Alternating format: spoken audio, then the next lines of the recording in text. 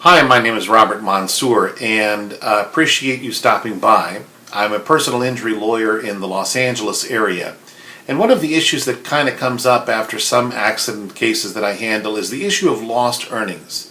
My client, for example, will miss some time from work.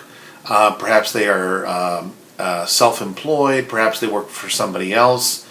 But here's the thing, when it comes to lost earnings, you can't just sit at home after a car accident and watch reruns of Seinfeld or Oprah and eat ice cream. I mean, that's nice and everything, but you're not going to get the insurance company for the responsible party or even your own insurance company to pay you for that. You have to prove to them that you lost money from your job. So how do you do that? Well, you could get notes from your employer saying that you lost a certain amount of days and how much you were getting paid per hour and that it was related to the accident. That's very important. Also, it would be very helpful if you had some notes from your doctors telling you to stay off work. In fact, if you want to stay off work and you're not feeling well, you should ask the doctor for a note regarding that so that that can help prove your case later on. Plus, your employer might want to see that as well. If you are making a claim for lost earnings, it has to be pretty tangible.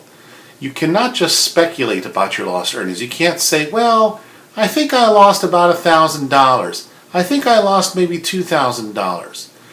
I think I lost $50,000. You can't just speculate and wonder about it. You have to be able to prove it. So one of the ways to prove it is, for example, to provide previous tax records. And that will show how much you made gross and how much you made net. And we can see if the accident affected your net earnings in any way. If it's about the same, then it's going to be an uphill battle. But if it's dramatically different, then you might have a very strong argument. How many years are necessary? Well, between 2 and 5 years is pretty compelling. But if it's pretty much the same, that's not going to be very compelling to an insurance adjuster, who is generally predisposed to disbelieve you anyway. Insurance adjusters are skeptical because a lot of people are trying to game the system and trying to, take advantage of the system, so they have to be very careful. Another way that you could prove lost earnings is, for example, if you have letters from, well, here's an example. Let's say I'm a contractor and I had to give up 2 or 3 or 4 jobs after an accident because I was in too much pain to do the work.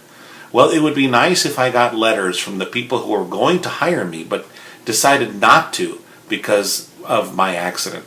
Or perhaps letters from other contractors who were going to do the job for me and how much they made. In other words, that money was going to go into my pocket, but it now went into their pocket. If I could get letters from them, that would also be compelling. But basically, the moral of the story is this. When it comes to lost earnings, you can't just allege lost earnings. Sometimes if the amount is small enough, a few $100s, you could probably get by with an allegation simply saying that you lost money, and it's somewhat understandable. But once you start to surpass a claim for $500, $750, and especially if you're going to be asking for thousands of dollars of lost earnings, you are going to have to provide a lot more proof than a simple allegation. And speculative lost earnings don't carry the day. You have to be able to demonstrate specifically how you arrived at the number that you're claiming. Again, this is Robert Mansour on the issue of lost earnings. I'm a lawyer in the Los Angeles area, and if you need some assistance, please feel free to give me a call. Thank you very much.